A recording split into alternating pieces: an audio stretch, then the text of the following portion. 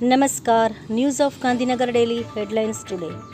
વધુ એક ફ્લાઇટનું emergency landing. ગોવાથી ઉડાન ભર્યા બાદ હાઇડ્રોલિક સિસ્ટમ ખરાબ થયું. તમામ મુસાફરો સુરક્ષિત.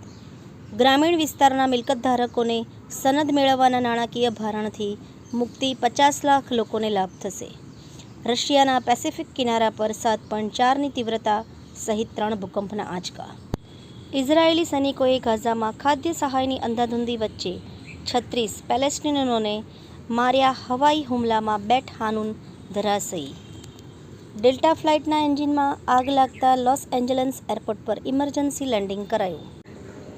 તંત્રી લેખ. ચાઇનીઝ કંપનીઓને 24% રોકાણ મુક્તિનો પ્રસ્તાવ. શ્રી યમુના બચત ધિરાણ મંડળી લીના દશાબ્દી વર્ષ નિમિત્તે શ્રમજીવીઓને અલ્પાહાર અપાયો. સરકારી પ્રાથમિક શાળામાં ડેન્ટલ અવેરનેસ કેમ્પનું આયોજન કરાયું. તિબેટમાં બ્રહ્મપુત્ર નદી પર ચીને મેગા ડેમનું બાંધકામ શરૂ કર્યું. ભાજપ એઆઈએડીએમકે ગઠબંધન પર સ્ટાલિનના પ્રશ્ન પર ઈપીએસ સ્વતંત્ર રીતે સરકાર બનાવશે. હું વિપક્ષનો નેતા છું, છતાં મને બોલવાનો હક નથી. સંસદ સત્ર પ્રથમ દિવસે જ રાહુલ ગાંધીના સરકાર પર પ્રહાર. અમદાવાદમાં આજે રાત્રે 12 વાગ્યાથી રિક્ષાના પૈડા થંભી જશે. પોલીસ કાર્યવાહીના વિરોધમાં હડતાળની ચીમકી. 1 વર્ષમાં 22 લોકોને કીકીના પ્રત્યારોપણથી દ્રષ્ટિ મળી. 27 ડોનરે 54 લાખનું દાન કર્યું. વધુ ચક્ષુદાન મળે તો વધુ દર્દીઓને વિઝન મળે.